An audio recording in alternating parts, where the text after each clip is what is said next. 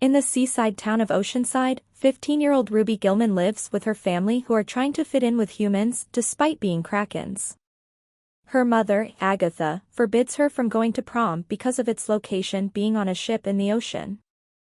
At Oceanside High School, Ruby originally refused, but her friends Margot, Trevin, and Bliss convince her to ask out her crush, Connor. Before she can ask, Connor falls into the water because of a mishap. Ruby jumps in and saves him, but Connor believes he was saved by the new girl, Chelsea Van Der Zee, who tries to befriend Ruby. Ruby notices bioluminescent suction cups on her fingers and hides in the library. To her horror, she transforms into a giant kraken as a result of her touching seawater, accidentally destroying the library in the process of her transformation after being startled by the librarian. Chelsea stares in awe at Ruby's kraken form while Ruby runs to the lighthouse. Agatha finds out and chases her, reuniting with her brother Brill along the way. Agatha calms a distressed Ruby down and she shrinks down to her normal size. Back at the house, Arthur, Ruby's father, and Sam, Ruby's little brother, find out about Ruby's transformation. Agatha tells Ruby that she also turns into a giant kraken. Angered that Agatha never told her about what she was capable of, Ruby runs away to meet her grandmother, the warrior queen of the Seven Seas, with Brill's help. Grandmama tells Ruby that she is a princess and next in line to take the throne, to her shock, while also tells Ruby that mermaids are actually the evilest creatures in the seas, contrary to popular belief, and that they found a powerful trident called the Trident of Oceanus to wipe out the Krakens, and how her mother, the greatest Kraken warrior, trapped them for all eternity. Ruby declines the throne but is thankful to have finally met her grandmother, but on her way home, she is attacked and almost killed by elderly sailor and Oceanside tour guide Gordon Lighthouse.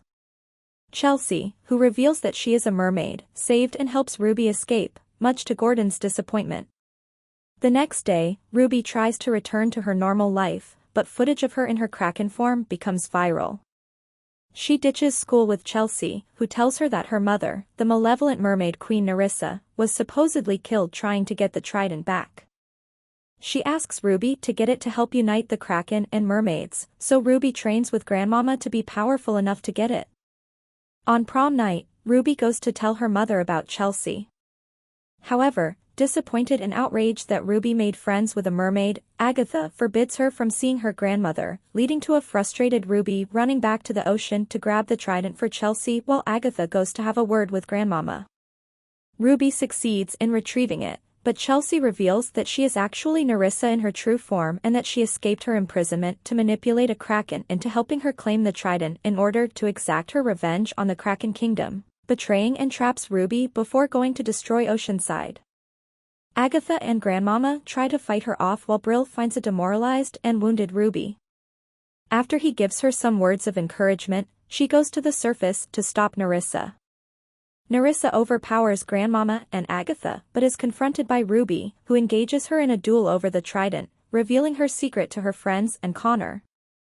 Nerissa gains the upper hand, but Ruby disarms her, realizing that the trident can be destroyed with enough power.